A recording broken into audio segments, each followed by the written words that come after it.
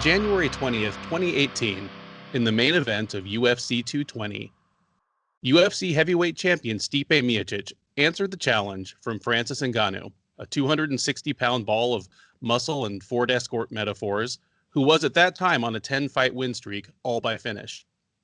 Despite the fact that Miocic was going for a record third consecutive title defense and had already built a resume as an all-time great, the champ entered the cage as a slight underdog that night. Miocic prevailed in dominant fashion. He swept all 5 rounds, including at least one obvious 10-8 round.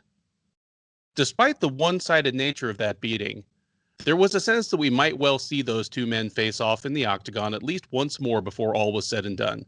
After all, Miocic was just 35 at the time, and as scary as it sounded, Ngannou still had something of the feel of a developing prospect.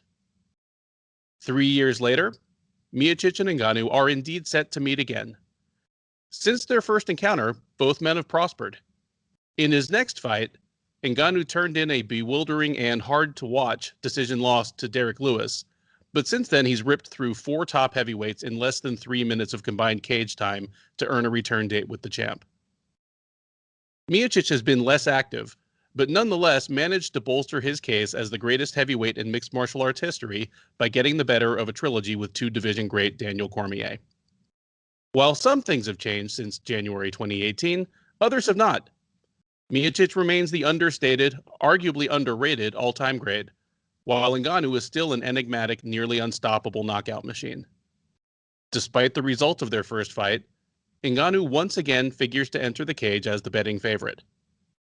Once the octagon door closes, they will fight not only for the UFC belt, but for their respective places in the pantheon of great MMA heavyweights. Hello and welcome to the Sherdog Radio Network preview for UFC 260, Miocic vs. Ngannou 2. I'm your host, Ben Duffy of Sherdog.com, and with me is Keith Shillan. Keith is the executive producer of the Sherdog Radio Network as well as the Loudmouth MMA Podcast Network. And at Sherdog Radio, he is the host and creator of numerous shows, including MMA Past, Present, and Future, and of course, the Shillan and Duffy Show. Now, Keith, we have one hell of a historically important heavyweight fight at the top of this card, but before we get to that, we have a whole lot of other stuff, don't we? Yeah, so you did an unbelievably fantastic intro. I just want to see you do an intro for the rest of them now. Like, let's see an epic Khama Worthy versus Jamie Mullarkey breakdown. So this is what I'll say. It's obviously this card is extremely top heavy. Into the UFC's credit, nothing they can do about COVID. They had a lot of fights fall out from COVID, including the co-main event, which was a fantastic matchup and title shot, for Brian Ortega against Alex Volkanovski. So we'll give them a pass as much as we can. I mean, there's only so much things they can control in this hectic world. However, what I will give them credit for, even though the card is extremely top heavy and there's nothing else too sexy, like the co-main event is, but it's a very competitive card. Like, the fights are not easy to pick. There may be 1 or 2 fights that I'm confident in, and then everything else, it is a pick'em fight. So if you're intrigued by the X's and O's of, you don't really care about the level of fighter, but you more care about, breaking down styles, it's a fun card for that. Yeah, it's interesting in looking up and down the card how few fights there are with a 2-1 or greater favorite.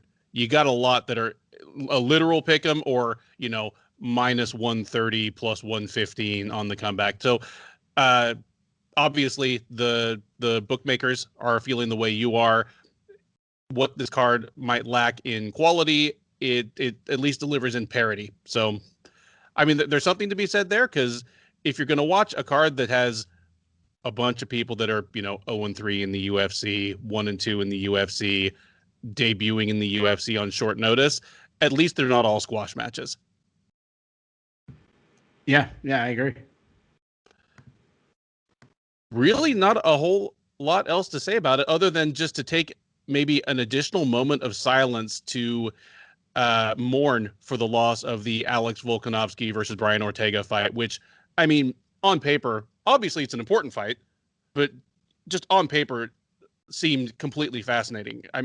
Am I off base by saying that's by far the fight that I was most intrigued by on this card, even above the main event?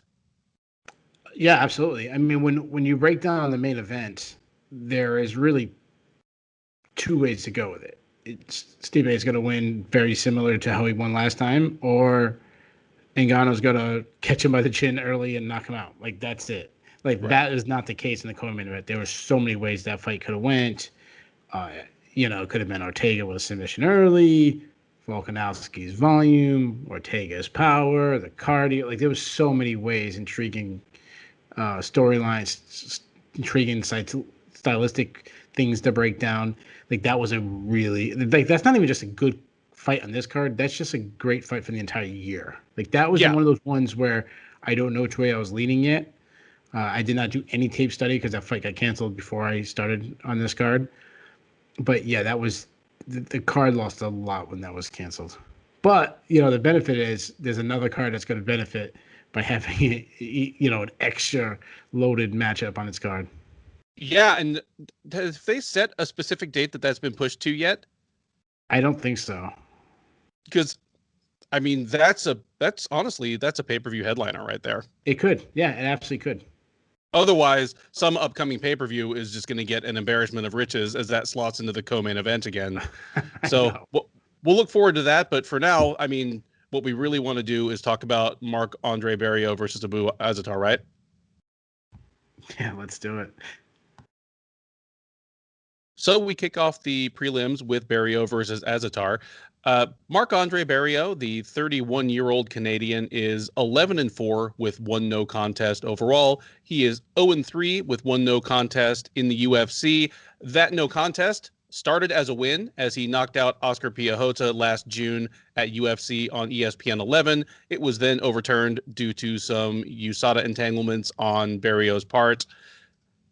He takes on the returning Azaitar, older brother of the Ottman Azaitar of the Mysterious Bag. The older Azaitar brother, 35 years old from Morocco, is 14-2-1 overall. He is 1-0 in the UFC, and if you don't remember that, it's because it was almost 3 years ago.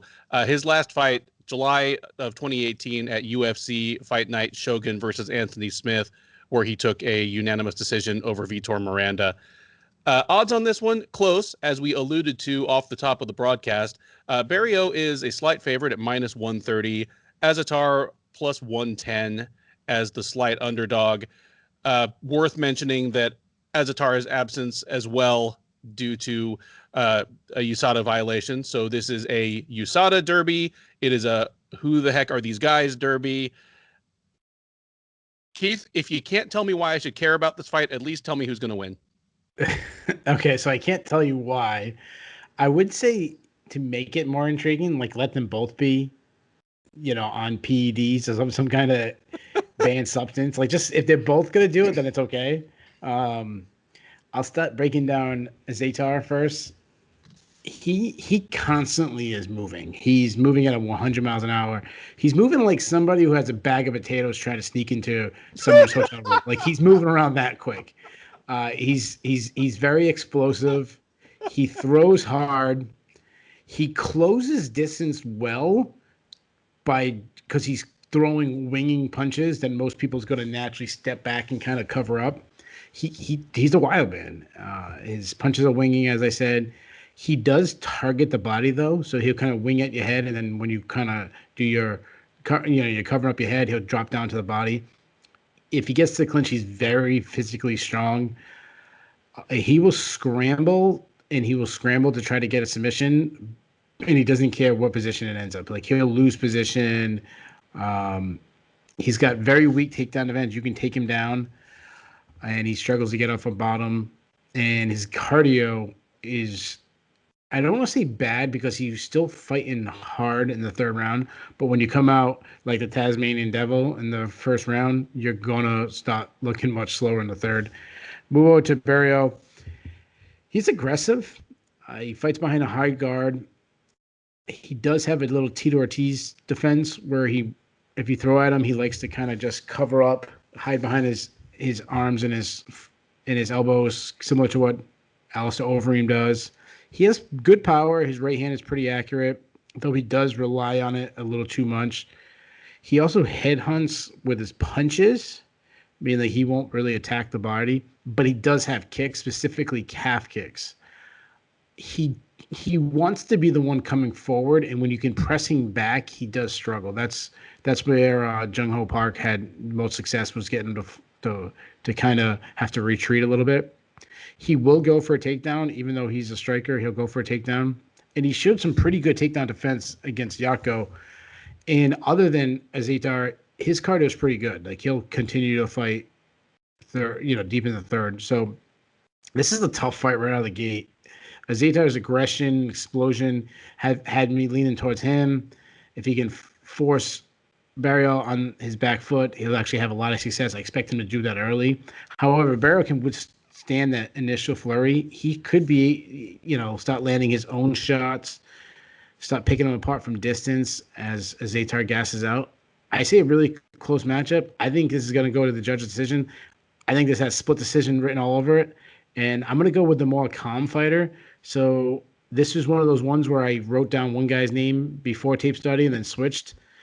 That's pretty much the I don't know what the word I'm looking for, the motto or this. I did it a lot in this card.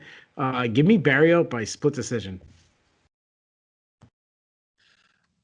I feel as though I really want Marc-Andre Barriault to be a good fighter. Like, I want him to be UFC quality and stick around, because he's one of those guys that even in a fight that goes to the judges, I always find myself entertained. Having said that, 4 fights in, I just haven't seen anything to tell me that he's UFC quality. Like, he lost his first 3. He was competitive in all 3 of them, but none of them were against world beaters. Then he beat Oscar Piechota in a battle of guys that were 0-3 in the UFC coming in, like one of the lowest level fights that you could make in the UFC at middleweight. He did win that, but then he tested positive for, and I know it was ruled inadvertent, but Osterine. I have a tough time with this one just because I have no faith that Azaitar is going to look the same as he did almost 3 years ago. Like going from age 32 to age 35, having a USADA suspension. We're going to get to at least one prominent fighter later on this card who has looked worse in the USADA era, even without any positive tests, and you're just kind of left to throw your hands up and speculate as to why that might be. The Azaitar of 3 years ago, I think, beats Barriault, but I'm with you. I'm going to go with the more known quantity. Like, I know that Marc-Andre Barriault is he's a C+ fighter. He's a borderline UFC talent at best, but at least I know that about him.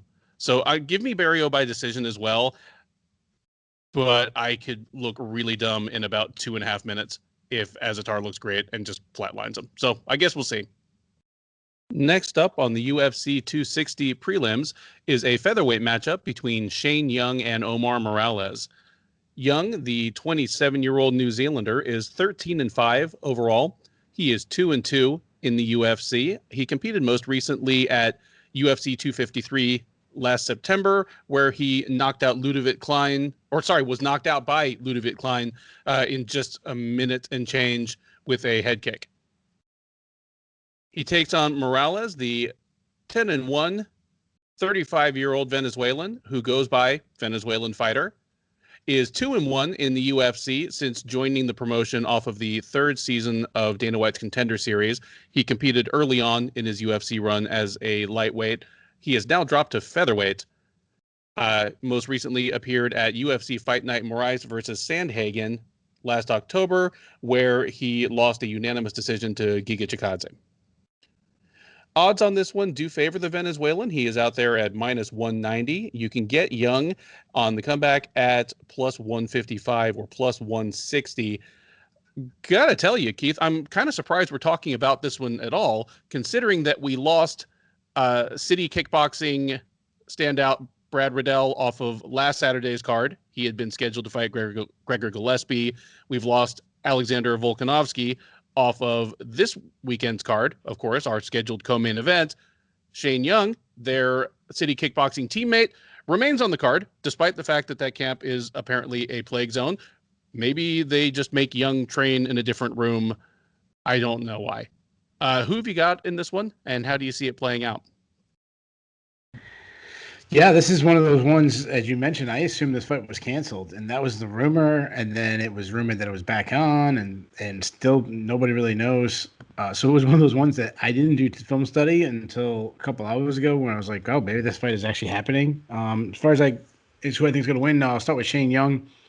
Thing that always jumps out to me is his crazy output. What I like about him is it's a controlled pressure. Like he's not like Azaitar where he's throwing wildly. He's coming forward with a game plan. He works behind a jab. He just touches with it, waits for the moment for an opening, and when it does, that's when he starts to sit on his punches, unload good shots. If he can get in the pocket, that's his best position. That's where he unloads good combinations. I liked it as combinations of mixtures from going to the head and to the body. He doesn't really have too much power, though. I mean, when he unloads power shots, he does. But I'm just saying, generally speaking, he's not a big, heavy. He's not going to knock you out with one shot. He has good head movement. He has a little bit of a bob and weave style to get in, but he gets hit a lot, and that's what just happens when you're always trying to get the ground. You're going to walk into shots. He is willing to land one to take one. That's kind of his style. He's a good offensive wrestler, but pretty weak defensive wrestler. As far as Morales is aggressive too. He's also a pressure striker himself. He's more of a pressure counter striker. I always like to point out like Chris Cyborg style, where he's pressuring with his feet to get you to kind of throw at him, and then he counters with pretty fast shots, hard shots. He also not a lot of head movement, more of a parrying style. He throws leg kicks, but he also checks leg kicks, which I like about him because very few fighters check leg kicks.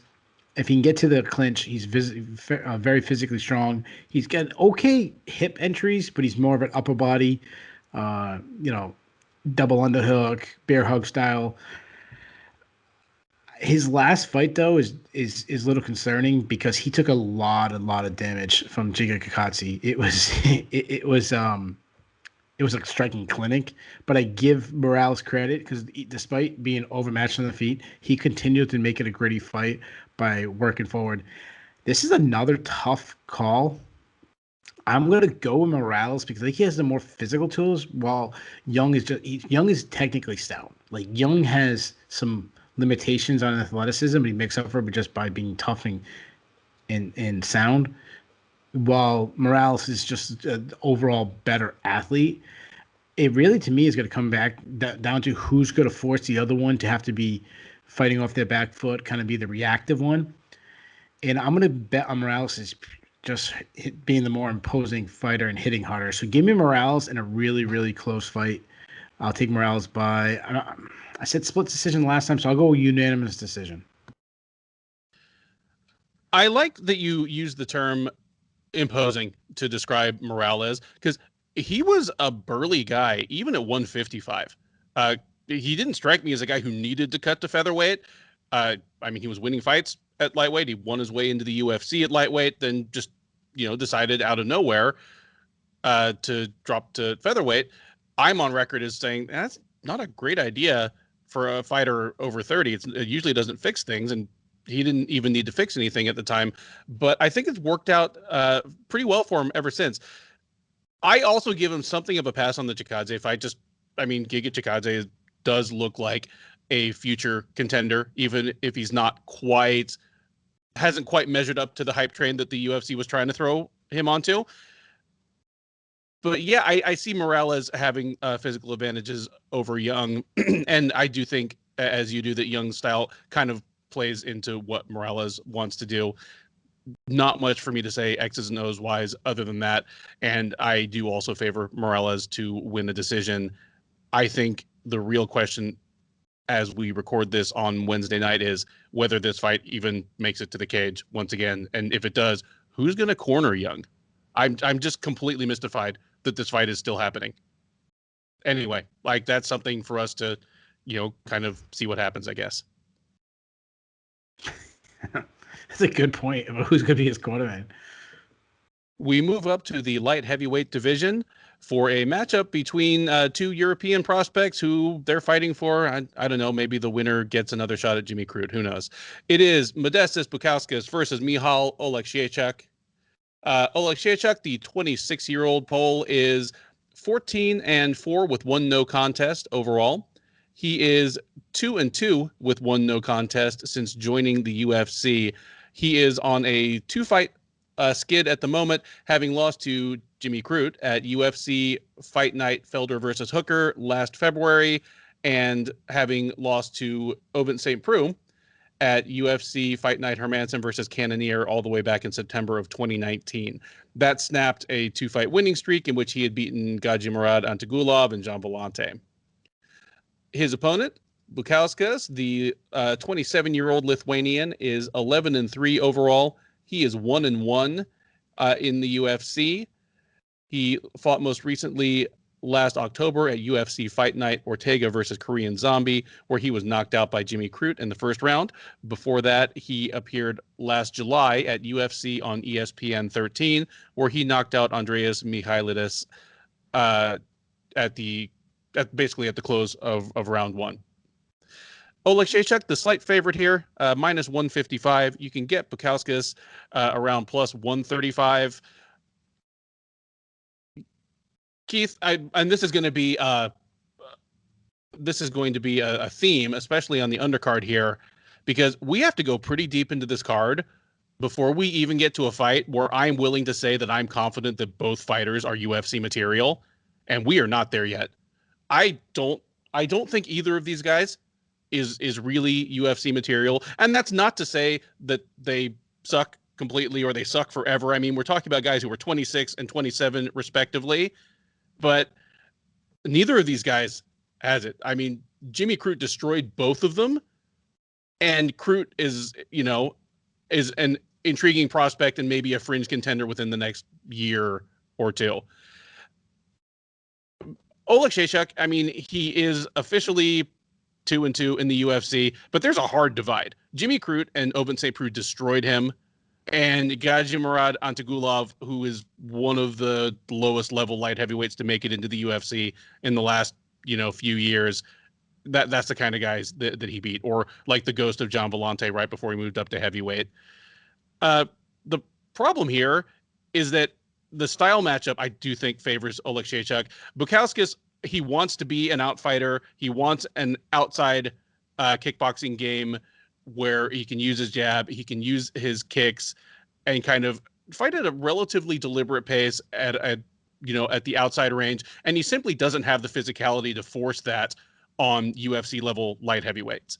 Nor does he have really the footwork to impose it on UFC level light heavyweights, nor does he really have the power to give them pause. It was too easy for Jim Crute to crumple the pocket on this guy and get inside on him.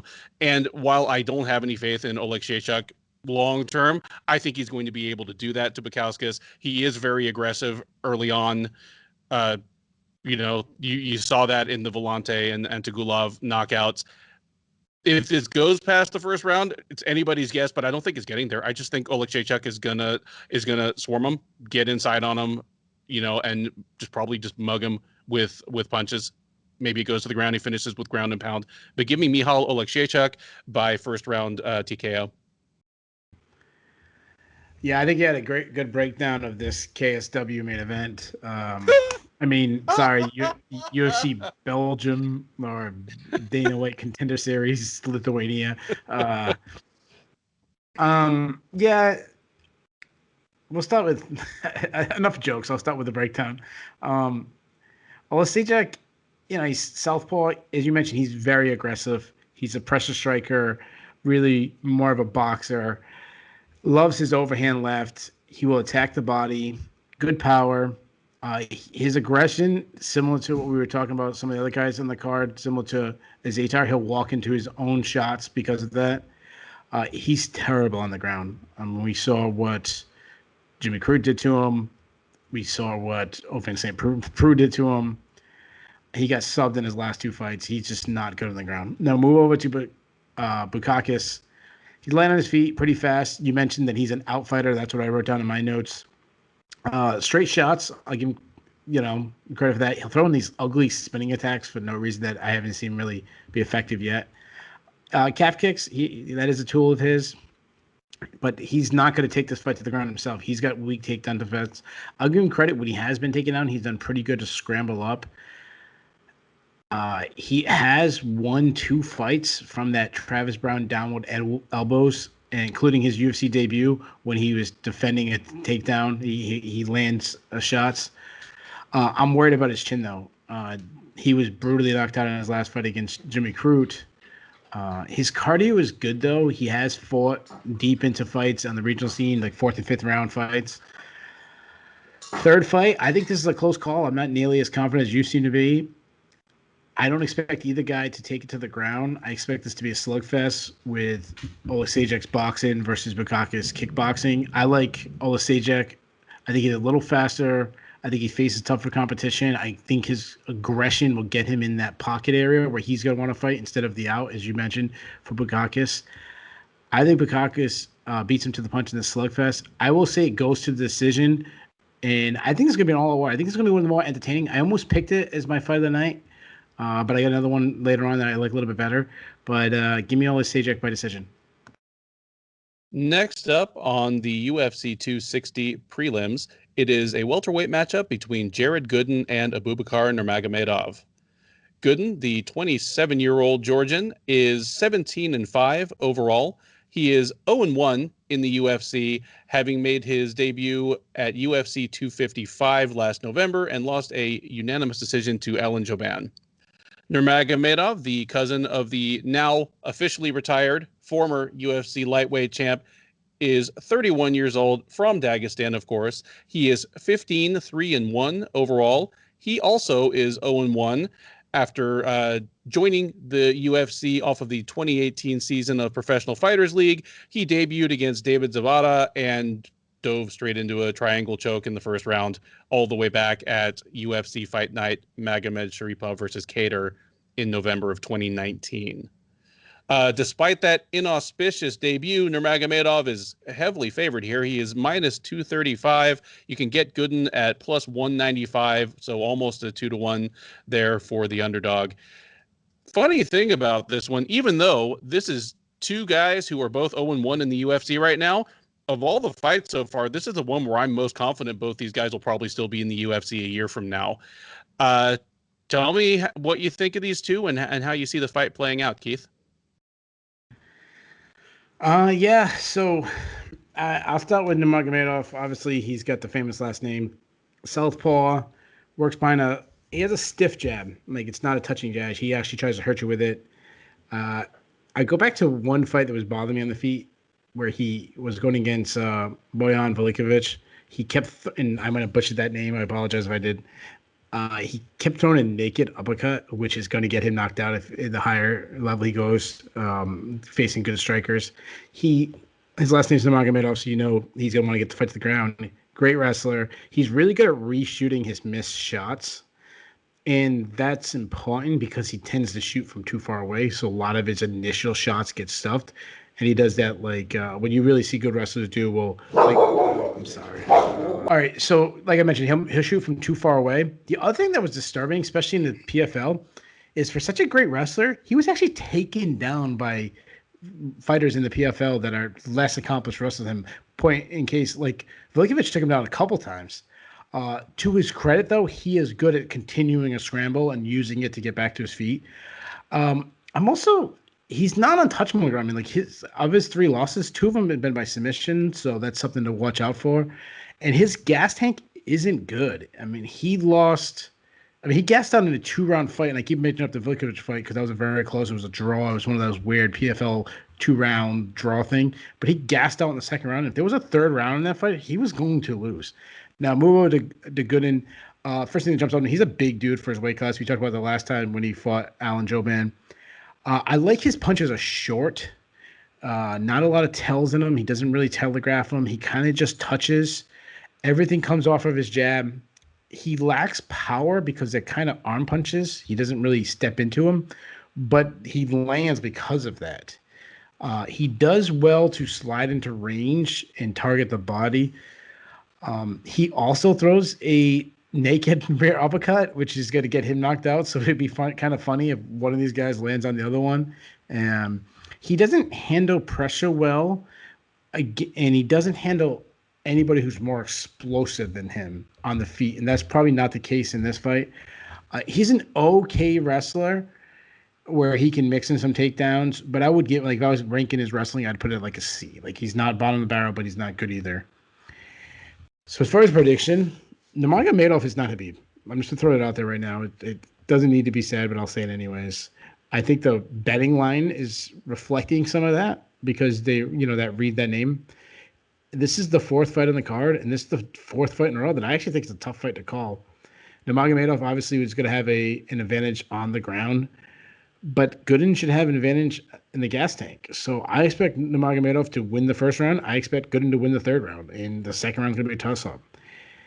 If Gooden can stop some takedowns in the second half and in the second half of the fight and land some punches, he's going to win. And I actually think it's going to happen. Nurmagomedov seems like he fights down to his competition. It seems like every one of his fights are close. I think this has split decision in all of it. I'm gonna take Gooden to pick up his first UFC win in a big upset, and this is my upset special tonight. Damn it, Keith! You stole all. I should have just gone first because you stole all my upset thunder. I couldn't agree more that Abubakar Nurmagomedov is not Khabib. You mentioned that the basic dynamic of the wrestling approach is going to be the same. It's going to be largely the same with anybody from that family, from that camp. But the difference is in all the nuances. The thing that Khabib often didn't get credit for, just because a lot of his wins were just so grindy, is what a fantastic athlete he was. Just how quick, how strong, just how fluid. Abubakar Nurmagomedov is not that. Then the other differences, they do come out in Nurmagomedov or in Abubakar's game. Khabib, the guy practically never made a mental mistake. I mean, you need a little bit of luck to get to 29-0, but you also need to be just incredibly smart and mentally sound in the cage. Abubakar is not that. I mean, we saw him just dive right into a triangle from David Zawada, who in KSW was known as just your prototypical KSW slugger. And all of a sudden he's like, Abu Dhabi Zawada against Abubakar. And also Khabib was never tired, or at least he was never the more tired guy in his fights. Abubakar's gas tank is bad. Bojan Velickovic probably would have finished him in the third round. I don't think his lapses on the ground are a path to victory that Jared Gooden is going to exploit against him. But his gas tank, and his wrestling game being just a little notch below are something he can. I see it kind of the same way you do. Nurmagomedov will probably get takedowns in the first round if he wants them, but I haven't seen anything from him that tells me he's going to take advantage of that to finish Gooden or to put a 10-8 round on him that changes the whole complexion of a decision if and when it gets there. Gooden, for as big as he is, a 6'4" welterweight with a big wingspan, whatever kind of weight cut he has, it doesn't seem to sap him that badly. Because he was fine in the third round of just an absolutely torrid fight against Ellen Joban. That was a wild fight. Both of them just swung and threw down for 15 minutes. And while I thought Gooden lost all 3 rounds, it wasn't because he was getting tired faster. Like he was there for it. I'm with you. I think Gooden wins the third round. I think Nurmagomedov wins the first. The second is anyone's guess, but I'm with you. I'm leaning towards Gooden to take this, by decision. All right. After a brief off-air break so that Keith and I could do a quick welfare check on the state of New England MMA, we are back for a 205-pound clash between Alonzo Menifield and short notice step-up opponent Fabio Cherant. Menifield, the 33-year-old Texan is 9-2 overall. He is 2-2 in the UFC since joining off of the second season of Dana White's Contender Series. He is currently on a 2-fight losing streak. He lost to Ovince St. Preux via knockout at UFC Fight Night Overeem versus Sakai last September. Last June, he lost a unanimous decision to Devin Clark. That snapped a 2-fight win streak for him upon entering the UFC, having knocked out Paul Craig and Vinicius Moreira, both in the first round. He takes on Cherant, who steps up on short notice to replace William Knight. Cherant, your LFA light heavyweight champion as of about 5 weeks ago, is 26 years old. He is 7-1 overall. He did appear on Dana White's Contender Series Season 3 back in 2019. He lost to Oleksiejczuk and did not get the UFC contract, obviously. Went back to toil in the trenches of LFA and CES. As I mentioned, on February 12th at LFA 99, he did beat Myron Dennis to win the LFA title. He now gets the relatively short turnaround, extremely short notice call up to face Menifield.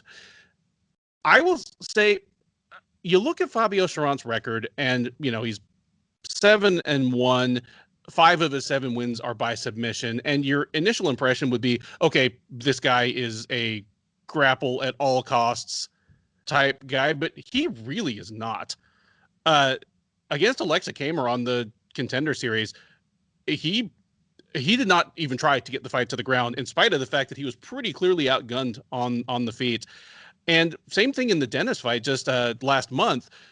He's not refined, but he's an extremely willing and aggressive striker. I mean, he comes out swinging big. He's willing to throw head kicks. And he has obvious amounts of natural power. He's a guy that I have the feeling that with some time and proper schooling could become a really dangerous striker in the light heavyweight division. It's kind of intriguing that a guy whose bread is completely buttered on the submission side has such kind of quietly impressive natural tools on the feet. You wouldn't expect it from a guy who calls himself the Water Buffalo. Alonzo Menifield, much more of a known quantity at this point. The only problem is that quantity. His issues have been laid bare at this point. In his last 2 fights against Devin Clark, he went in as a huge underdog. He went in as a huge favorite. Looked to be about to duplicate his first round knockout performance against Clark.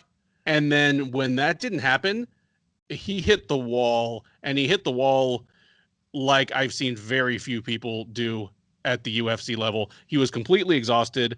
And from there, Clark just completely took over. It was about as straightforward a 2-1 decision as I've seen.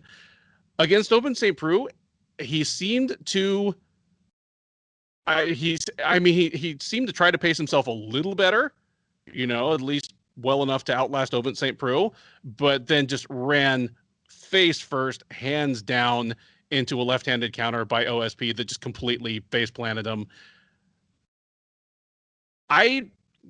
This is more of a referendum on Menifield than on Cherant, because fair play. I've watched 2 of Cherant's fights very closely more than once, and for the rest of it, it's mostly kind of checking out highlights.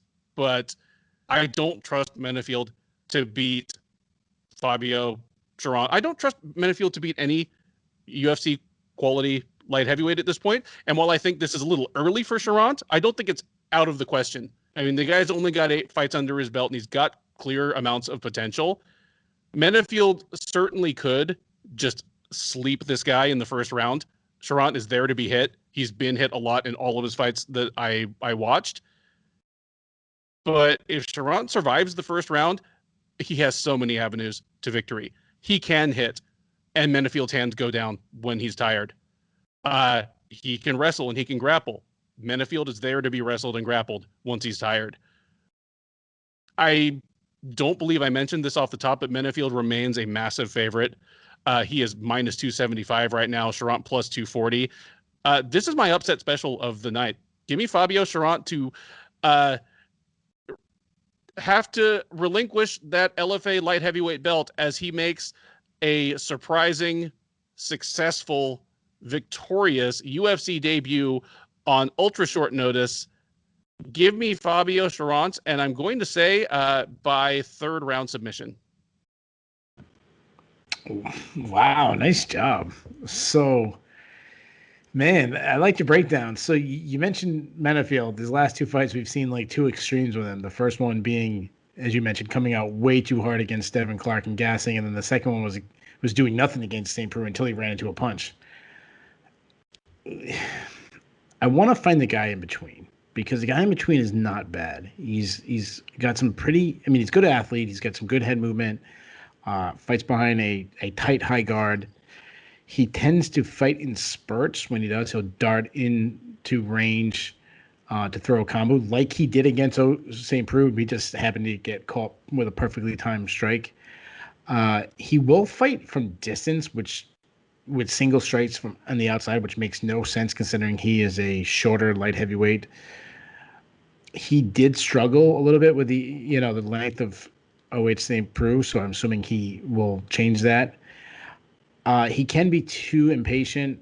He has like earth-shattering power, though. Just look at the guy we talked about when we broke down him versus William Knight a couple weeks ago. We said like, which guy is the less built one? That both built like brick shit houses. He throws everything hard leg kicks. He's got a quick high kick. I am a little worried about his chin, though, as he was brutally knocked out by St. Preux in his last fight. I kind of say that anytime someone was knocked out, they fight right before. He hasn't shown much in the grappling department. He did show early takedown defense against Devin Clark, but when he gassed out, that completely changed. Move over to Cherant. Cherant's undersized. Like, he probably should be a middleweight. He's got a lot of muscle, but he's not built like Menifield. He's a southpaw. He's pretty young and raw on his feet. I understand what you said when you said he's aggressive. I think he throws hard. I don't know if he's aggressive. Like, I think he throws a lot of time to throw one punch at a time. His left hand, though, his straight left is a good strike. That was the strike that he was landing on Myron Dennis. When he had some success against Khama, it was that punch. He does good to follow it to close the distance in a hurry. Some technical flaws and defensively, though. He lacks head movement. He tends to back straight up. That's where Khama was having success against him. He doesn't like being pressured or having to fight off his back foot. He's not a great wrestler at all, but he does find a way to get to the fight to the ground. One of the ways he'll do that, he'll just catch a kick and bull rush you over. His ground game is pretty solid, though. He's got heavy top pressure. He looks for a position before submission. But as you mentioned, 5 of his 7 wins have come by submission. So he finds the submission after controlling on the ground. He's a little bit of a specialist where he goes for head attacks, guillotines, anacondas. I think like 3 of his submissions come by that way. This is the tough fight to call. I would have been very confident in Menifield before the Myron Dennis fight. But getting a fight against a veteran like Myron Dennis, guy who's kind of fought on a higher level, going 25 minutes against him, that'll do wonders for a guy like Fabio Cherant. 1, his confidence. 2, just the experience. Also, having a contender series fight makes you, even though it didn't go his way, those are good things. That said, I still don't think Cherant is ready for the UFC. But you mentioned it. If you're going to fight someone in the UFC and you're not ready, Menifield's the right opponent because he does have some glaring weaknesses. I expect them to both kind of land on the feet with Menifield having the advantage of the power. I expect Cherant to try to wrestle. I don't know if he can take Menifield down, and then taking the fight on such short notice gives me a little less confident. You are from Texas, and you picked a New Englander to beat the Texan. Well, I am from New England, and I am picking the Texaner to beat the New Englander. I think Menifield will eventually land one of the big shots. I think he's going to put Cherant out. So give me Menifield by second round TKO. That brings us to the main card of UFC 260. And the pay-per-view kicks off with a lightweight attraction between Jamie Mullarkey and Khama Worthy. Mullarkey, the 26-year-old Australian, is 12-4 overall. He is a perfect 0-2 in the UFC, having lost to Brad Riddell at his debut all the way back in October of 2019 at UFC 243, then lost once again to Fares Zayam at UFC Fight Night Ortega versus Korean Zombie last October. He faces Worthy. The 34-year-old Pittsburgh native is 16-7 overall. He is 2-1 in the UFC. He lost in his most recent performance against Otman Azaitar at UFC Fight Night Waterson versus Hill in September of 2020. Before that, he had been kind of a surprising and fun little story as he came in as an unheralded prospect in his 30s and knocked out Devontae Smith in his debut, then choked out Luis Pena in his second appearance. Nonetheless, despite the setback in his most recent outing, Worthy is the slight favorite here. He's out there at -130. You can get Mullarkey at +110 as the underdog. Keith, who wins this one and how? The UFC does, because the masses of people that are going to want to check out this fight to order the pay-per-view to make sure they see Khama Worthy versus Jamie Mullarkey. Surprisingly, though, it is an intriguing matchup, all joking aside. Worthy, I wrote down the first two notes I wrote down, was a tough dude and a bit of an overachiever. For a guy, like he's won fights in UFC. Before he came to UFC, I wouldn't have guessed that. Like, I didn't see anything special in him. I thought he was going to be a classic 2-and-out kind of guy. He's a counter striker. He does his counter striking. He has long limbs, and he does a lot of hand fighting. Like, he likes to grab the hands, kind of, pull down, parry off the hands. Excuse me. Good lateral head movement. Which is funny because he's lateral with his head, but not his feet. He's like a stationary target in front of his opponent. So you can attack his legs, you can attack his body, but it's actually hard to hit him in the head because he kind of bounces off the side. He will attack the body himself. He's got good power.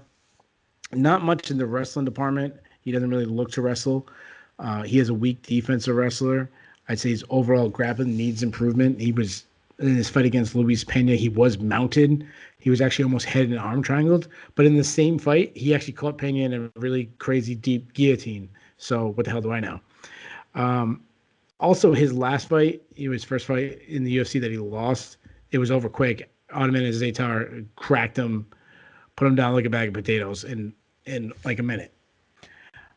Move over to Jamie Mullarkey.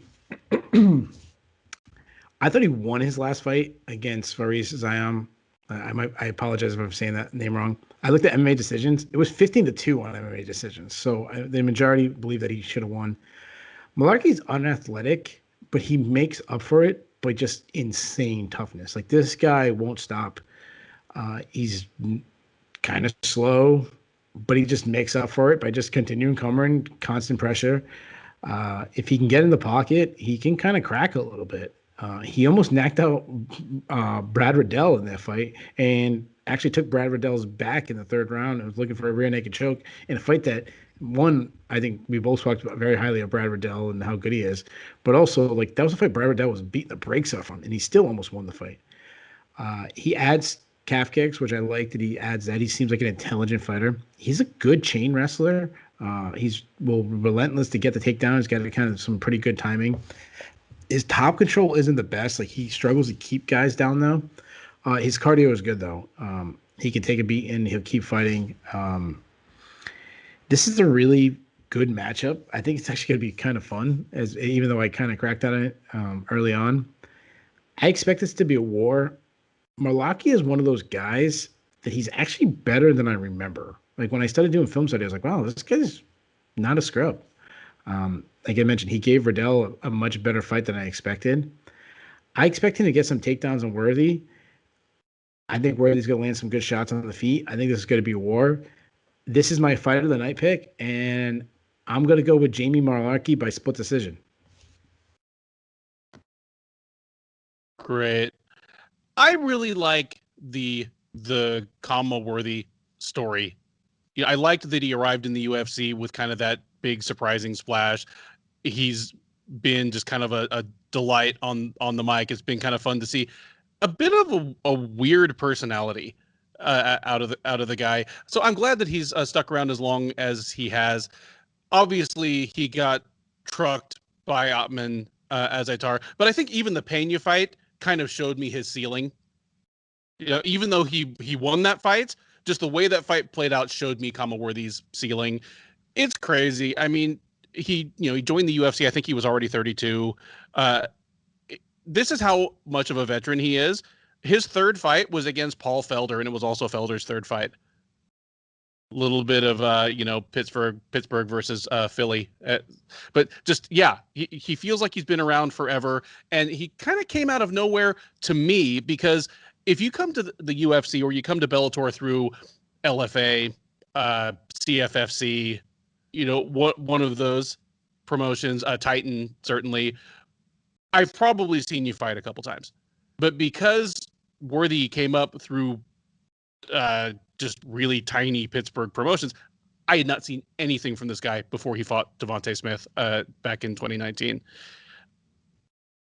It's kind of funny that he's nicknamed the Death Star. I think that's actually the perfect nickname, because he got a quick knockout against Devontae Smith, but that's not normally his game. He's normally like the Death Star. He just takes forever to charge up that laser, and then he blows up all around.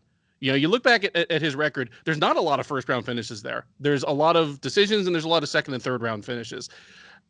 He's a guy who can wait, and maybe wait a little too much. Mullarkey's not going to let him do that, which is why I love this fight. It probably informs why it's your fight of the night pick, because Mullarkey is going to pull an exciting fight out of Khama Worthy. You picked Mullarkey, didn't you? Yeah, I did. Okay. I'm divided enough on this one that I'm going to go with Worthy. I don't think he's going to get the finish, but I think he is going to end up test firing the Death Star. It's going to be enough to win him at least one round. I'm going to say he scrapes another out of there somewhere or other. We've already determined that the judges don't like Jamie Mullarkey for some reason. So Give me Khama Worthy by split decision, and I would not be surprised either if this was the fight of the night. We move over to the flyweight division, where Gillian Robertson takes on Miranda Maverick. Robertson, the 25-year-old Canadian, is 9-5 overall. She is 6-3 since joining the UFC off of the 26th season of The Ultimate Fighter. She fought most recently at UFC Fight Night Thompson versus Neal back on December 19th, losing a unanimous decision to Tayla Santos. That snapped a 2-fight winning streak for her.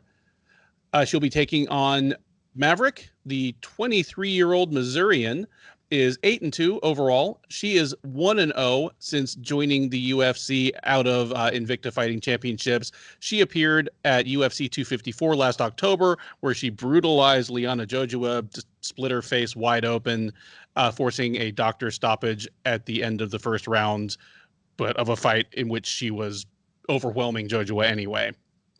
Odds seem to reflect that. Maverick is a slight favorite at -160. Robertson you can get at +140. I'll say this much for Gillian Robertson. She is the upgraded Randa Marcos, because where Randa Marcos very famously alternated wins and losses forever, Gillian Robertson wins 2, then loses 1, wins 2, then loses 1. But it's not numerology. It's that every third fight, she faces someone who can bully her physically. Gillian Robertson, to me, is 25-year-old Roxanne Modafferi. Modafferi, for most of her career, was not physically strong for the weight classes in which she was forced to compete, because she spent time at 135 just because that's where there were fights. Always a minus athlete, terrible striker, decent wrestler, and a very savvy and opportunistic grappler.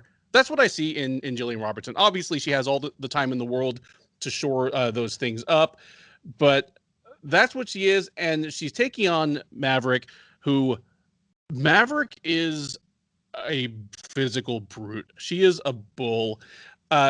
yes, she destroyed Liana Jojua in her debut, but honestly, her last two fights in Invicta against Pearl Gonzalez and Deanna Bennett were probably tougher matchups than Jojua. That's why I was high on Maverick coming into this. Maverick, in terms of kind of like your young, burly female prospects, she's a lot closer to Aspen Ladd than to Macy Barber for me. Maverick wants to close the distance, throw you on the ground, jump on top, and just elbow you until you give her an armbar or a choke or something. That's Miranda Maverick's game to me. She is short for the division because she's so muscled and so burly. I think she's 5'3". She's going to be shorter than basically everyone she fights except for Jessica Andrade.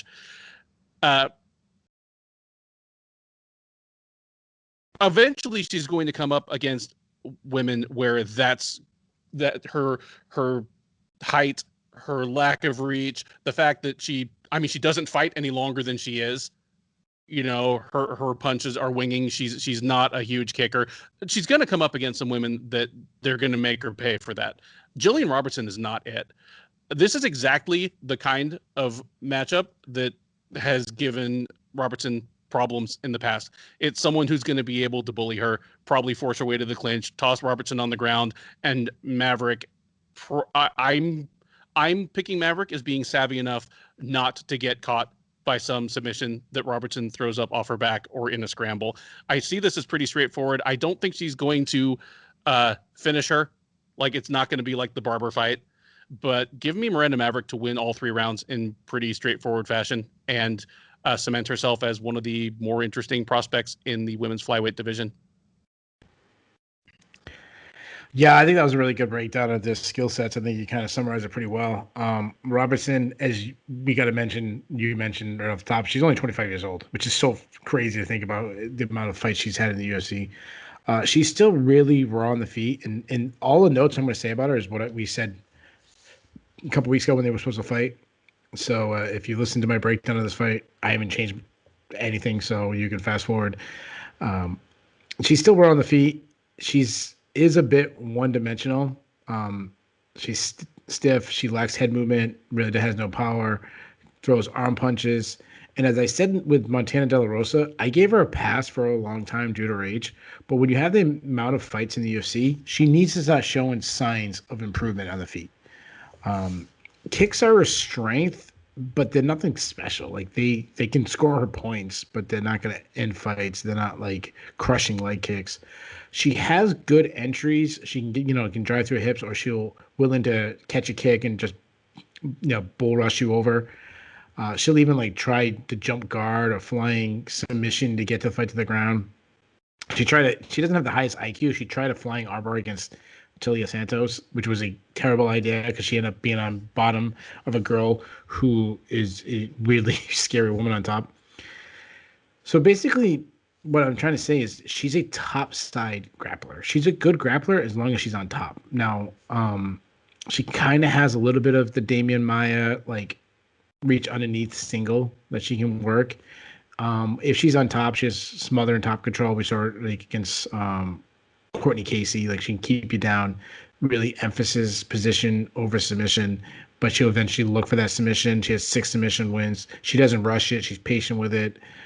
Perfect example I just mentioned is the Courtney Casey fight. But if she's put on bottom, she has good hip control where she can get a submission from there, though she will play the submission game instead of scrambling to her feet or trying to get on top where she's a lot more effective. Now, as young as we talked about, Gillian Robinson, Miranda Maverick is even younger. She's, as you mentioned, very physically imposing, absolute ripped southpaw, Muay Thai specialist, a high volume striker, uses movement really well, good at darting in and out of range, packing with good combos. She's good at getting into her range to land her shots, and then if you try to come in the range, she'll use like a side kick similar to like Holly Holm, kind of have a karate background to keep that space. In close, she's got a mean streak in her. The Jojua fight you talked about with the elbow, that was a nasty, gross, it was gushing blood. Clinch is a very good strength for her based on her physique. She can simply just muscle her opponent against the fence. She'll drop down on the hips, pull them out, or she has, I would say, good entries. I think Gillian Robertson has better entries, but she can wrestle. She's more of a reactive double, which can kind of get you to like throw for the head and then she'll drop down than a Josh Koschev run through your hips kind of woman. That's not her. But if she's on top, good top control, looks for the Dagestani handcuff, looks to like hold you down, and she will brutalize you. Mean streak in her. I think your comparison to Aspen Ladd is perfect because Aspen Ladd is similar, get on top, has a mean streak. Good back take. She has 4 submission wins. She does chase the submission a little bit, which isn't a problem. And her defensive wrestling could use improvements. So who's going to win this fight? It simply comes down to whether Robertson can take Maverick down and keep her down. I think she might be able to take her down 1 and 2 times, but I don't think she'll be able to keep her there. I think Maverick's going to have enough time on the feet. I think she's going to piece her apart. I think if it gets to the ground, she'll be the one on top. She'll be controlling. She'll be landing some heavy ground and pound. Miranda Maverick's one of my favorite prospects, and not only in women's MMA, but all of MMA. I really think this is a girl that's going to be in the top 5 fairly soon. I think she actually ends this too. I think she brutalizes Gillian Robertson and finishes it in the second round by ground and pound. Third from the top of the UFC 260 pay-per-view main card, it is a bantamweight matchup between Sean O'Malley and Thomas Almeida. O'Malley, the 26-year-old, is 12-1 overall. He is 4-1 since joining the UFC off of the very first season of Dana White's Contender Series. He entered the UFC beating increasingly well-regarded fighters in increasingly impressive fashion before running into Marlon Vera at UFC 252 last August. He appeared to suffer a leg injury early in the fight and then was quickly finished off with ground and pound late in the first round by Vera. He faces Almeida. The 29-year-old Brazilian is 22-4 overall. He is 5-4 in the UFC. He fought most recently in October, losing a unanimous decision to Jonathan Martinez at UFC Fight Night Ortega versus Korean Zombie. That extends his current losing streak to 3 straight. That is a losing streak that extends all the way back to 2017, thanks to some injury and other layoffs for Almeida. Perhaps reflecting that, the odds heavily favor O'Malley. He is the highest favorite on the card at the moment, I believe, at minus 305, where Almeida is available at plus 270. It's a funny thing how time has seemed to kind of stretch in the COVID era of the UFC. Once the UFC came back to action last May, and they basically ran an average of over a card a week through the end of the year, and for the most part, they were just at 2 different arenas, just things started to run together. And it's crazy, like, what a short time ago it was that Sean O'Malley was a different thing. I mean, at the beginning of July of 2020, so 9 months ago, Khamzat Chimaev had not even fought in the UFC yet. Joaquin Buckley had not even fought in the UFC yet.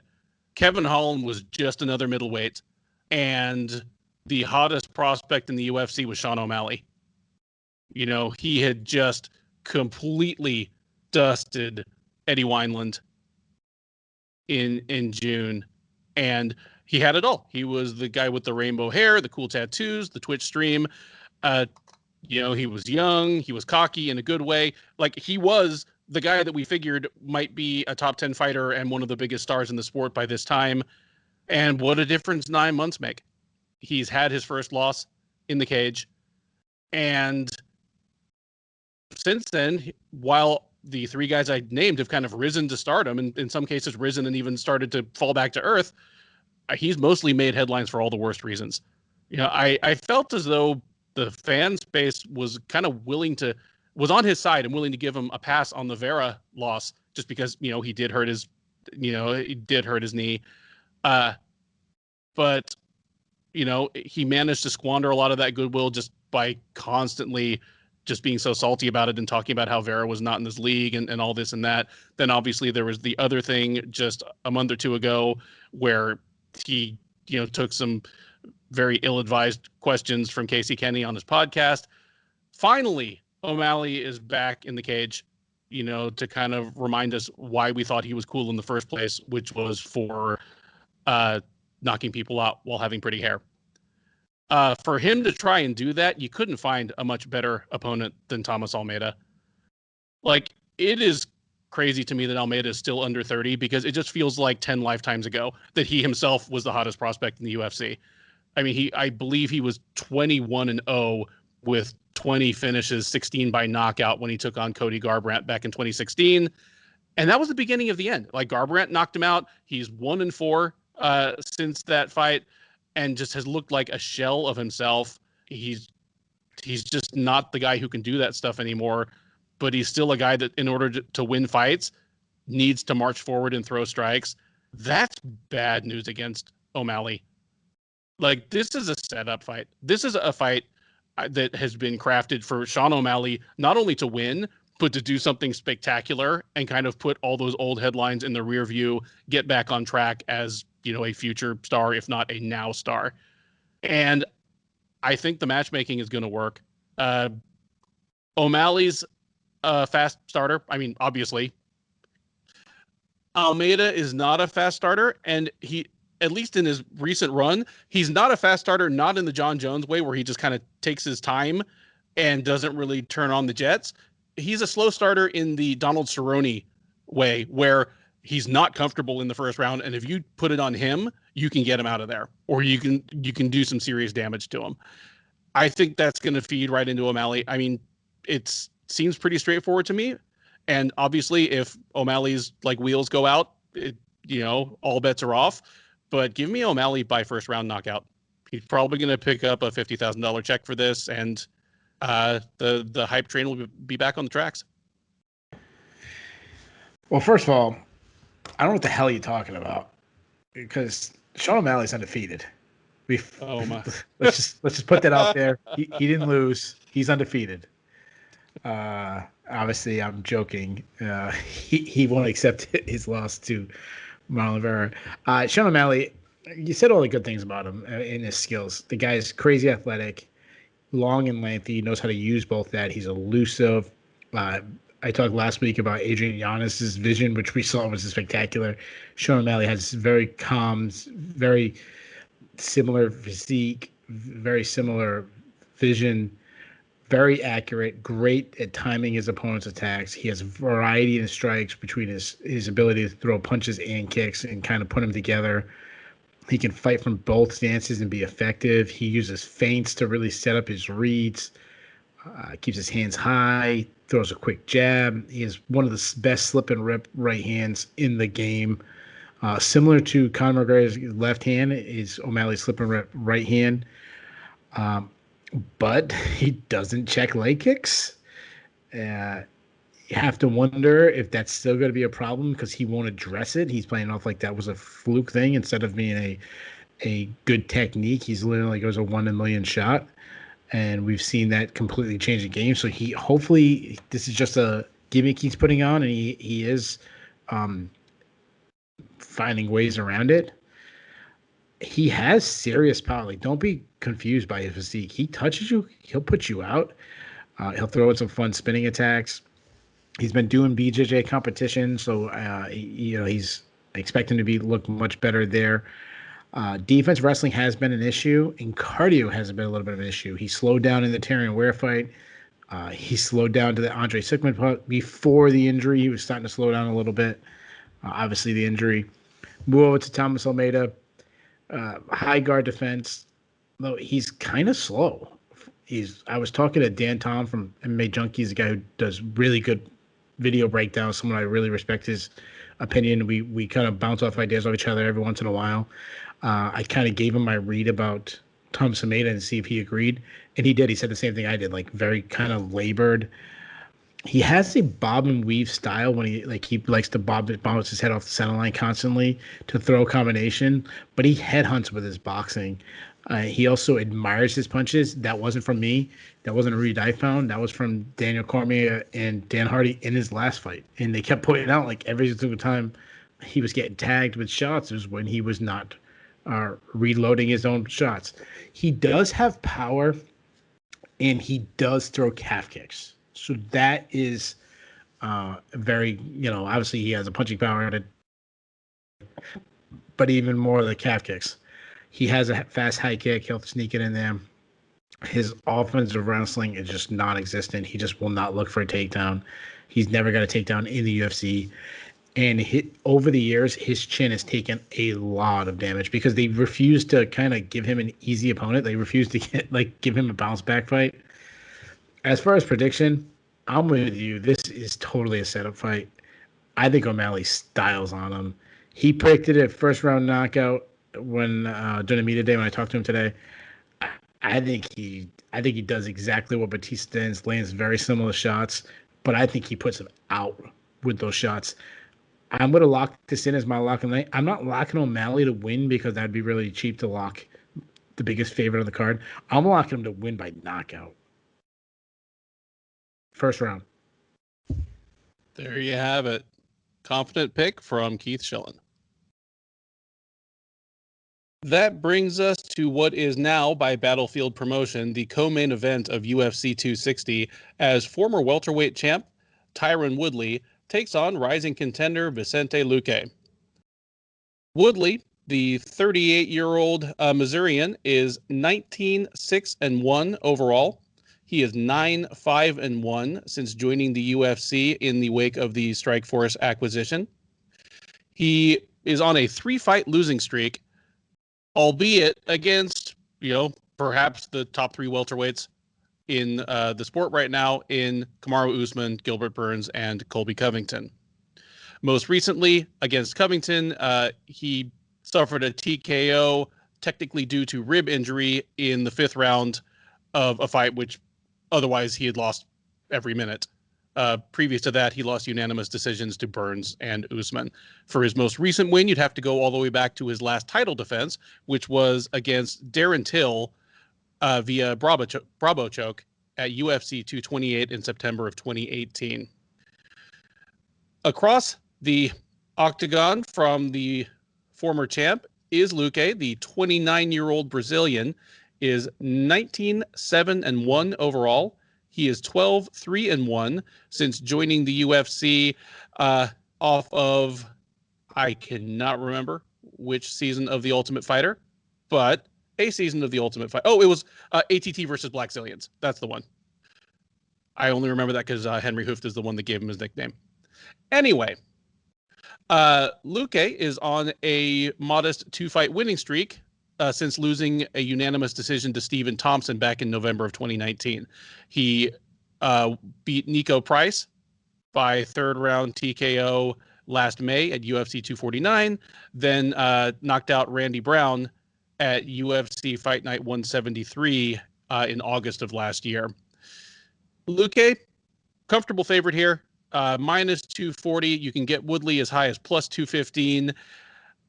I was probably one of the last people to finally jump off of the Tyron Woodley bandwagon. I believed in him for a lot longer than I think a lot of other people did, but I'm done.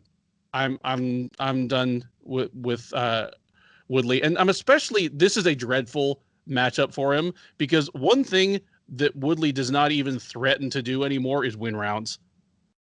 You have to go all the way back to round 1 of the Darren Till fight, back in September of 2018 for the last time Woodley won a round, because his game is just not built to win rounds. It never was. I mean, it was always, built to finish fights, but it's even more so now. He's become so trigger shy.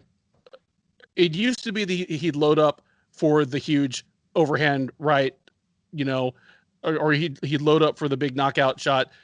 Now you can't even say he's loading up just because he never pulls the trigger. And to beat Vicente Luque, he would need to win 2 rounds. Luque has spent, what is it now, Yeah, 7 years almost in the UFC, fighting a lot of aggressive strikers. Not only has he never been knocked out, he's never even really been like that badly hurt. And that's fighting people like Randy Brown, Nico Price, Mike Perry, Bilal Muhammad, like strikers that knock a lot of people out, and they haven't been able to do it to Luque. I'm not going to pick Tyron Woodley to land the one kill shot that like cracks Vicente Luque's chin. So yeah, I mean, this is a very obvious, straightforward. Luque wins all 3 rounds to me. Even if Woodley decided, hey, I'm going to completely retool my game and start trying to wrestle people, Luque is one of the most, I think, underrated grapplers in the division right now, just because we haven't had to see it at the UFC level. He's become just this, borderline elite guy that puts on consistently like wild and entertaining fights. We haven't had to see it, but his dual background in BJJ and Vale Tudo, he is a fantastic grappler, opportunistic grappler, great front headlock, great in scrambles, good at back ticks. Like if Woodley decided to start shooting takedowns, I don't think that would be like any better for him, except maybe to give him a shorter night of work. I'm not picking that to happen. I'm picking Woodley to do 15 minutes of not much and get pieced up at range by Luque. Give me Vicente Luque by a probably no 10-8 rounds, but just 3 very, very straightforward rounds in a kind of dreadful fight to watch. And that's what will hurt Vicente Luque most of all, because he is here to entertain us. Yeah, so if I wanted to make an argument for Tyron Woodley, the thing I would say was, well, yeah, he's, hasn't won a round in 2 years and he's lost 15 rounds in a row. But my argument was, well, who he's lost to? He lost to Kamaru Usman, Gilbert Burns, and Colby Covington. Probably the 3 best welterweights on the planet Earth right now. But if I'm going to make an argument, why he could win, it just comes down to one thing at this point. He has an overhand right and he hits hard.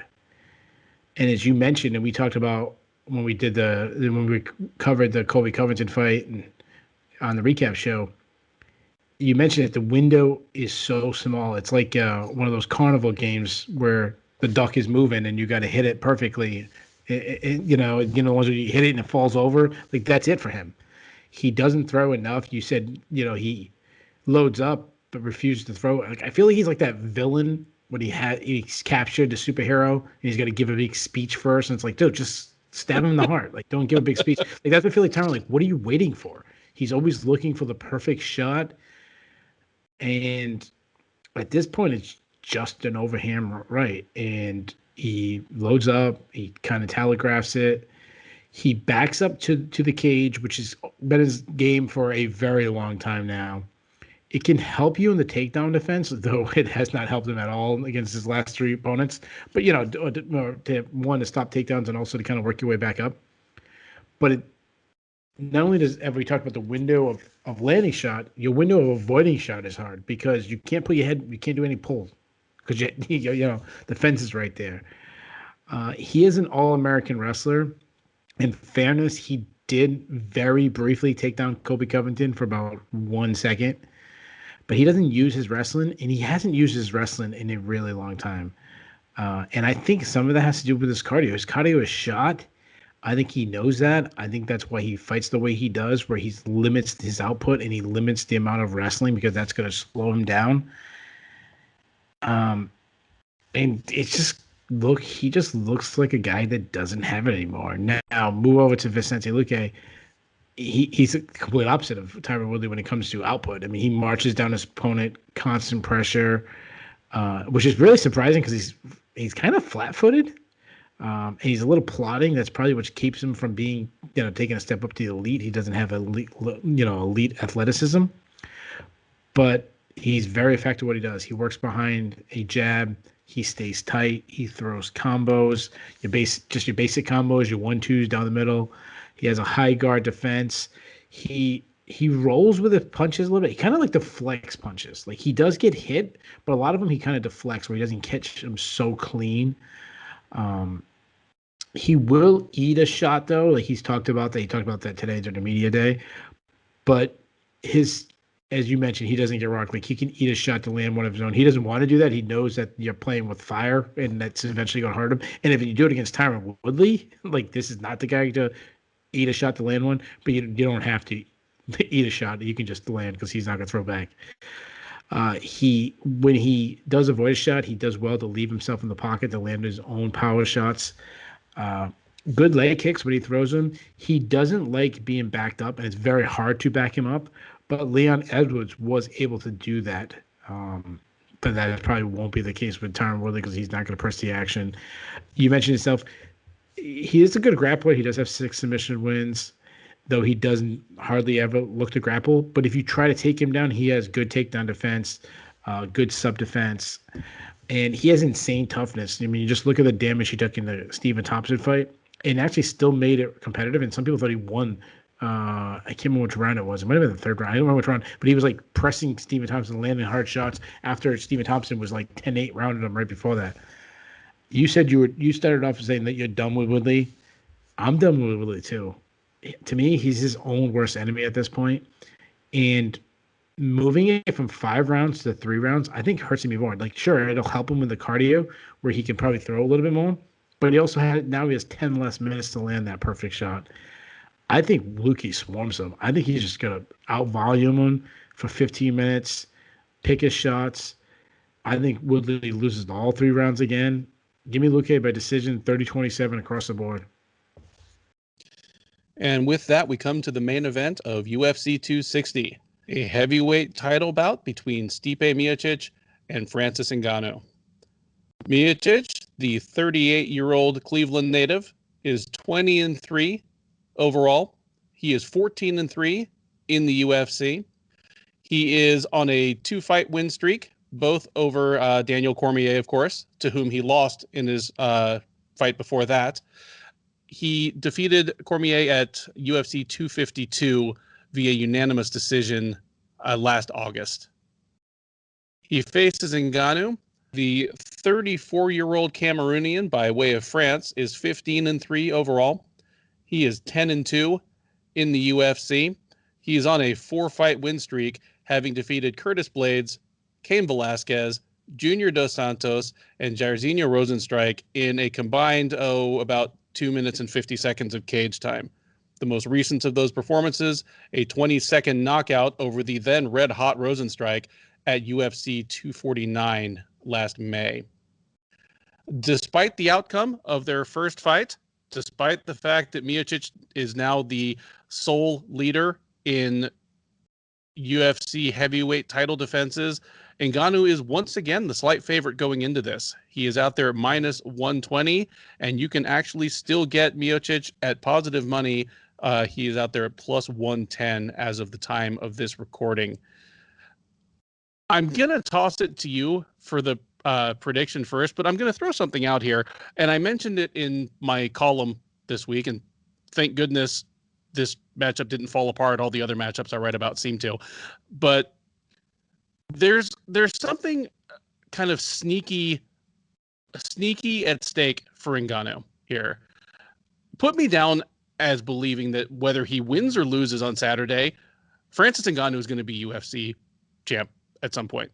I would put money on Francis Ngannou having a UFC belt at some point between now and when he retires, whether it is Saturday or 2 years from Saturday. Like, I think Ngannou is going to. He's just poison for all but a very few fighters. Having said that, this is his last chance to beat Stipe Miocic. Miocic has been saying since before the first Daniel Cormier fight that he sees the end of the road coming up. He's flat out said, I'm not interested in fighting guys that are just entering the top 15 now. I've got a few more fights I want to get out of the way, and then I'm going to hang it up. He's going to go be with his family. He's going to go fight fires and save the people from of Cleveland. So if Ngannou loses, he may be champ, but he's not gonna have any way to get back for another shot at Miocic before Miocic retires. And if we're talking about a current champ and someone that I believe is going to be a future champ, it's kind of legacy time. You can argue that Stipe Miocic is the greatest heavyweight of all time. I believe he is, but if you don't believe he is, you have to at least concede that he is the greatest heavyweight of this time. He's the greatest heavyweight of the last decade, like hands down, no question. He's the greatest UFC heavyweight champ ever at this point. And if Ngannou has 2 head-to-head losses to him, it doesn't matter if Ngannou wins the UFC title, a year from now and defends it 6 times in a row and smashes that record. He won't be able to say he was the greatest heavyweight of all time or even of this time, because he will have been 0-2 against Miocic, closer to Ngannou's prime than the Miocic's. So, I mean, I only bring that up because I'm talking about 2 guys that I think are probably going to both end up on the all-time list. But that's this is a last shot for Ngannou to even this up with Miocic, because if he beats Miocic, I think they could get Stipe to do an immediate trilogy. Like Stipe, obviously he cares about the money to a certain extent. He doesn't care about fame. He is a proud guy. He does care about his legacy. You could tell that in the trilogy with Cormier. He cares about being considered the greatest of all time or leaving the greatest legacy he can. I honestly, if he beats Ngannou, I think he might retire in the cage. If he loses to Ngannou, I think we're going to see a trilogy. Anyway, weigh in with any thoughts you have on that, and then tell me how you see this one playing out. Yeah, you make a really good point about Ngannou and his legacy. See, if he loses, I agree that he probably will want to do that trilogy. It also depends. Like, it depends on how bad he loses, how bad the knockout is, whether his family. I mean, if Francis Ngannou has a chance to knock him out like he did in Alice Overeem, he might not have a choice. Like, your family might not want to you come back from a knockout like that. I don't think this would be the last fight for him, because right around, you talk about the legacy, right around the corner is John Jones. I mean, forgot that John Jones has already been promised the winner of this. So yeah. So you have John Jones around the corner. It's like, are you going to walk away from the fight that is bigger than any fight you've ever had? And then you also have, I mean, if he beats Francis Ngannou on Saturday night, to me, it's already just a 2-dog race between him and Fedor as the greatest heavyweight ever. You start breaking down, looking at their resumes. You can put Stipe's resume against Fedor with 2 wins over Francis Ngannou, 2 wins over Daniel Cormier, Junior Dos Santos, Alistair. I mean, like, the list goes on and on. The guys he has beaten. Fabricio Verdum. I mean, I'm at the point where I'm like ready to give him the crown already. You add that win in, but now you match him up against John Jones.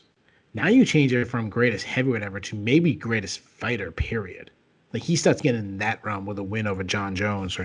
So for a guy that hasn't really wanted the fame, I mean, the guy's still a full-time firefighter, which is just insane to me. I'm like, if I lived in that area, I would be pulling firearms just to see if Stipe shows up. He's a true, like, just the fame hasn't got to him, which is funny because we talk about Francis Ngannou. That was one of the things about him on his rise up before the fight against Stipe the first time, was basically Dana White saying, hey, the fame has got to him a little bit, and hopefully he's resettled. This is the guy that went from being homeless to fighting for the title. He has one of the most incredible stories of all time. So, yeah, I don't think this will be the end of we'll see Stipe, and we'll definitely get more into this on Sherdog YouTube right after the event on our recap. So make sure you tune into that. We'll get into this we'll dig into this a lot. But yeah, there's a lot on the line. To me, if he beats Francis, I'm sorry, Fedor, move over. It might be Fedor move over already, but if he beats Francis, to me, there's no doubt anymore. As far as, you want me to start breaking down the guys? Please. So I'll start with the champion. So I was there in Boston when Stipe beat Francis the first time. And when I break down Stipe, nothing like, he doesn't like jump off the page with you. Like, his athleticism isn't off the charts. His power isn't off the charts. His striking technique isn't off the charts. His wrestling isn't like, he's not an Olympic champion wrestler. He's not a K1 level kickboxer. He's just a perfect combination of all of it. He's got enough athleticism. He's got enough striking. He's got enough wrestling, intelligence. That's what I think about when I think about Stipe Miocic. He throws straight punches. His right hand is definitely his deadly punch. I love the adjustments he made in the second fight against Daniel Cormier, where he started going down to the body. I would say he's got, I wouldn't say incredible power for a heavyweight, but he's got good power. Like if he cracks you, there's a good chance you're going to get knocked out. Similar to what I said against Daniel Cormier, where he had to move against Daniel Cormier. Like he needed to keep his legs moving to not give him a stationary target to shoot takedowns on. Same thing against Francis Ngannou. He's going to have to move to not give a stationary target to land a shot. He has back straight up, which is a problem. It is why Fabricio Werdum rushed in on him to try to land a shot. I could see Francis Ngannou doing the same thing, like rushing in on trying to catch his chin. But he can strike back and up. He's got that Chuck Liddell ability of him, where that's how he knocked out Fabricio Werdum was backing up. His chin is solid. He's only been caught twice. One was very early on, Stefan Struve. The other one was that really short, I don't want to say lucky shot, but it was a little bit of a perfectly placed shot by Daniel Cormier. Though at this point of his career, he's taken enough damage that it wouldn't surprise me if it all crumbled in one night. I mean, he's getting up there in age. Obviously, it's heavyweight. Obviously, you talk about the fights with DC and Struve, who caught him. The third fight against DC was a very competitive fight. He had a war. His first fight against JDS, Alistair Overeem hurt him. So all those things, if he got touched, it wouldn't have surprised he got knocked out. Plus, let's add in, it's Francis Ngannou who's hitting him, the biggest hitter in the history of the sport. He's a good wrestler. Obviously, does really good to just drive through hips. That's what he's good at, getting to that second level, get on the hips and then drive into that second level. Now you move over to Francis Ngannou, he just crushes people. The hardest hitter in the history of the sport. And I said this last time when we talked about him. He doesn't get enough credit for his precision, though. Like he lands punches in small windows. The Cain Velasquez fight is a perfect example. He caught an uppercut on Cain Velasquez that was coming in when he was about to shoot. But he also does, even though he's precise, he doesn't need to be precise. He hits you with the grazing shot. He'll put you out. I mean, the shot he put Curtis Blades out in the second fight was a grazing shot. His overhand right is one of the scariest punches in ever. His uppercut, it's what he caught Alistair Overeem with. It's one of the most beautiful knockouts. Probably the most beautiful knockout I've seen. I mean, he made Alistair Overeem's head drop back like a Pence dispenser. The same uppercut, the shovel uppercut, kind of shovel hook uppercut, is what he caught Jairzinho Rozenstruik with. He started adding leg kicks in Junior, even though it was only 1 minute fight, he started throwing leg kicks. He does keep his head straight up. We saw that in their first fight. Stipe, especially as he got deeper in the fight, he was able to start slipping some punches, landing shots on the counters. He also did have his leg briefly kicked out from JDS. I'm talking about a 1 minute window, obviously. But his wrestling's bad. I mean, we saw it against in the Stipe fight. And if he comes out swinging wildly like he did against Rozenstruik, yeah, sure, that's going to increase his chances of landing one of those wild blows, and maybe you catch Stipe immediately. But it also increases his chance of getting taken down. If you come out him wildly, he has that reactionary double, which we saw being so effective in that first fight. Same with his cardio. He was breathing extremely hard in that fight against Stipe. If Stipe turns it into a wrestling match, every minute that goes around, that's going to decrease the chance of him landing one of those shots that's going to hurt him. He's going to start losing his power. The deeper the fight goes, the more advantage it gives to Stipe. So as far as the prediction goes, I'm looking at the betting line, and I see Francis Ngannou as being the favorite. And I understand. But if we're being honest, him being the favorite is 100% a gut call. There's nothing in the X's and O's that says he should be the favorite. Because since he last fought Stipe, what has happened? He fought Derek Lewis to a 15-minute fight where they stared at each other, did nothing. Everything else, I think like the longest fight, I think might have been Junior Dos Santos, and it was like a minute and 10 seconds or something like that. Everything's been quick, knock him out. The Curtis Blades fight, the Junior Dos Santos fight, the Jairzinho Rosen strike. I think I'm forgetting one in there, but everything's been, he touches you, he puts you out, one shot. But he's never answered the question, has he improved his takedown defense? No, you hear him, he's out at Extreme Couture. I did an interview with Randy Couture. Randy Couture mentioned that he's actually been working with him. Who's better to work with than Randy Couture and you're wrestling, this and that. But two things stand out. So obviously he's worked on his wrestling, but has he improved his wrestling? That's the question. You can work on your wrestling all you want. Have you improved it? And the second part is, why do we assume, and I was actually talking to Dalton Rasta from Bellator today about this, why do we assume that like someone's been training wrestling for 15 years that, oh, if you train with this great star, you can make up that gap in such a short time? I mean, if I played basketball with LeBron James for 6 weeks, no one's going to say, oh, you could take Kevin Durant in a basketball game now because you trained with LeBron James for 6 weeks.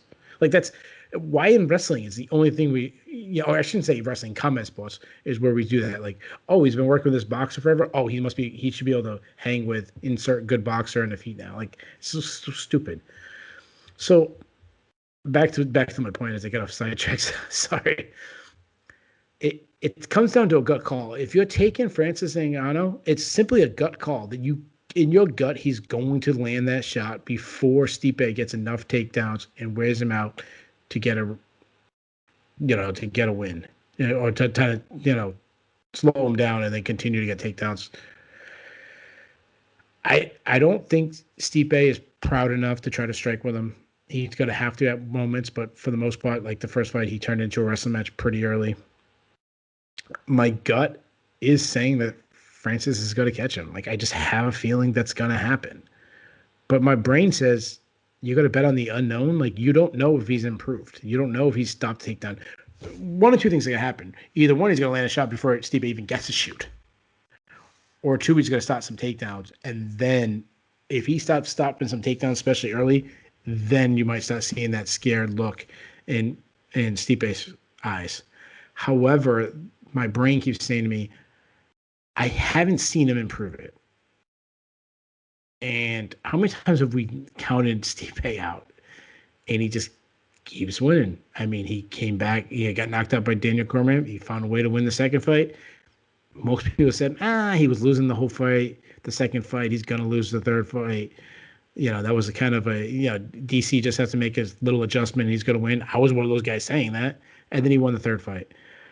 So until I see Francis Ngannou improve his takedown defense, I can't bet on him to win. Now, I could look really, really stupid because there's a very very good chance, but there's a good chance of him just knocking Stipe out in under a minute. And that might change my opinion by the third fight. But as of right now, give me the champion to win again. I think it's going to look just like it did in Boston. 25 minutes of takedowns from the champion. Unanimous decision. Thank you very much for that. I love the breakdown. For me, kind of like for you, it comes down to two unknowns. The unknown on one hand, if we're going to posit that this fight's going to look any different from the first, because otherwise there's nothing fluky about the first fight. Stipe won all 5 rounds. At least one of them was a 10-8. Like there was nothing like fluky or weird about it. So if we're going to even postulate that the rematch looks different, something needs to be different. Thing number one that could be different is that, hey, Miocic is a couple of years older. His chin might not be quite what it was. His cardio might not be what it was. His speed might not be what it was. That's item number one. Item number two, as you pointed out, is that perhaps Ngannou, who bullied his way up the UFC ranks as, pretty much a one-weapon guy, has diversified his arsenal. Is his takedown defense better? Are those leg kicks he threw against JDS, are they signs that he actually has a deeper tool set now that he can go to? In looking at Ngannou's run since the Lewis fight, I throw the Lewis fight completely out. Like, it's neither he nor Lewis has fought anything like that again. That was just a weird aberration. And if they fought again, I actually don't think it would look the same. But in the 4 fights since then, the temptation is to say that Ngannou's even better because he tore into the UFC, knocking out a bunch of pretty good fighters pretty quickly. And since the Lewis fight, he's knocked out very good fighters extremely quickly. I owe Sherdog Associate Editor Jay Petrie for this observation, but when you look past the actual outcomes of the fights, you can make an argument that Ngannou actually looks worse, or at least looks worse as far as what kind of challenge you're going to offer Stipe Miocic. He is less patient. He comes out like a house on fire. He, is just throwing incredibly hard. He's super aggressive. So not only has he not shown that his takedown defense is any different, like he's looked like, even though the results of the fights are better, he's looked less refined in some ways. The Rosenstrike fight was sensational. It was a very entertaining 20 seconds. I was very happy. I stood up and from my seat and said, yay. But all the things that he did in 20 seconds that Stipe Miocic would make him pay for badly, we could go on for a while. Obviously, the end came as Ngannou came forward and threw 3 or 4 huge haymakers as Rosenstrike backed straight up without moving his head. And the 4th one, I think it was, finally caught him. He was dead. Ngannou killed him again with a couple of ground shots. But Stipe Miocic could have shot a reactive takedown. He could have countered you as you ran straight forward like he did Fabricio Verdum. Like, that sensational knockout that is the fight that got Francis Ngannou this title rematch was a clinic on what not to do against Stipe Miocic. It's actually a little alarming. The things that Francis Ngannou does well, it does at an elite level, are the same as they were. You pointed out that he's great at just killing people through like small, like tiny openings. The thing I love about him, whether you're doing deep film study on him or you just watch somebody's highlight reel of Francis Ngannou's 12 greatest knockouts, if you watch every single one of those knockouts, they're mostly happening in situations where there's a lot of moving parts. Like, one guy's running one way, the other guy's running the other way. But when that strike hits, Ngannou's feet are planted under him, and he actually has pretty good mechanics on it. It is crazy how he is able to just plant his feet in like a wild collision, the striking equivalent of like a scramble, and just throw like a video game perfect punch. And the Overeem knockout is a perfect example of that. Like, obviously that it landed flush, but it might not have needed to, because you take Overeem out of the equation and you just look at like the silhouette of Ngannou, and he might as well have been in the gym, like throwing that uppercut at Amit. Just perfect. Could he catch Miocic and knock him out and make me look really silly in about 90 seconds? Of course he could. But I'm not picking it to happen. I'm picking Miocic to win, and I'm actually picking him to win as lopsidedly or more so than their first fight. I'm not going to pick Miocic to finish just because it's hard for me to envision that when he put the beating that he put on Ngannou in their first fight, and Ngannou was still there at the end. But yeah, give me Miocic by unanimous decision. Give me probably at least 1 10-8 round, and Miocic rolling downhill on a very tired Ngannou by the end of it. Let me ask you this. Would it be a good thing for the UFC if you won, Francis? Yes. They get a trilogy fight. Well, no, maybe they don't get a trilogy fight. Maybe they get John Jones versus Francis Ngannou. Or maybe John Jones suddenly catches a sudden case of losing 40 pounds and moving back down to light.